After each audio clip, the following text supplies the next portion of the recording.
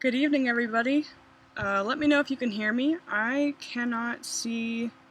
My computer's not looking right, so if you guys could let me know via the comments if you can hear me, that would be awesome. Hear me, see me, all that good stuff. I'll give you guys a second to hop on here.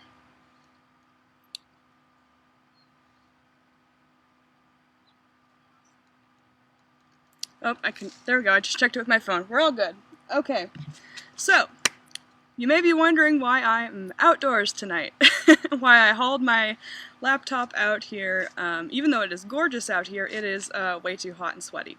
So, maybe it's because I'm a real adult if I can manage to grow a tomato, right? This one's so small though. It's like my first one of the year. But,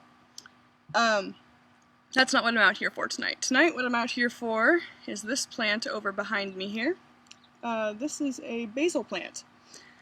Now, I'm going to use a little bit of gardening language. I'm really new to it, but because this is my first, like, full-blown garden here. So this basil plant has done what's called bolting. So it means it's gone to flower, and now all the plant's energy is being put toward these flowers up here, instead of producing the leaves, which was what we think of as the fruit of a basil plant. Or at least what we'd like to harvest from a basil plant, right? While the flowers are gorgeous, they're not what we want. And the plant is putting all of its energy towards these flowers and the stems that go to them. So this basil plant is a little bit like us sometimes. So sometimes we produce fruit, or what we think is fruit, and it's not really what God's after in our lives. He's after these nice leaves down here that are really tasty, add some good flavor to an Italian dish, right? But we think, oh, I'm going to produce this flower. This flower is absolutely gorgeous. I'm going to put all my effort into growing this flower. It attracts the bees, it attracts everything around me, but this is what he wants right here, these leaves down here. I don't know how well you guys can see that. I can't see my screen because of the sun. So that's something we got to remember. And there's a little bit of scriptural basis for this. So when we look at Galatians 5, normally we think of the fruits of the Spirit. We think of, I think it's verse 22. Let me pull it up here. Yeah. So 5:22, that's what's normally quoted, and that's just the fruits of the Spirit scripture.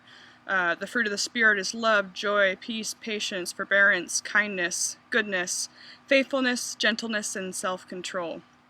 So that's what we normally hear quoted.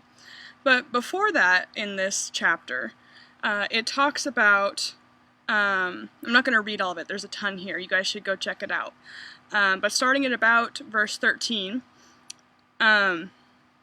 it says that God's called us to be free. He's given us that freedom.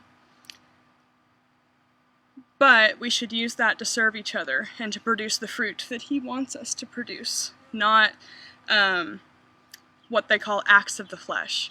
And they even go to identify these. There's sexual immorality, impurity, debauchery, idolatry, witchcraft, hatred, discord, jealousy, fits of rage, selfish ambition, dissensions, factions, and envy, drunkenness, orgies, and the like. So all sorts of awful things they list out there for us. And when it comes to this analogy, this flower up here that looks absolutely gorgeous, it's probably even smells good. I don't know. I'm not going to stick my face over there. There's bees hovering around that plant. But that flower that's absolutely gorgeous that other humans might perceive as gorgeous isn't what we're after. We're after the plain Jane basil leaves down there. So that's all I've got for you guys tonight. It's super simple.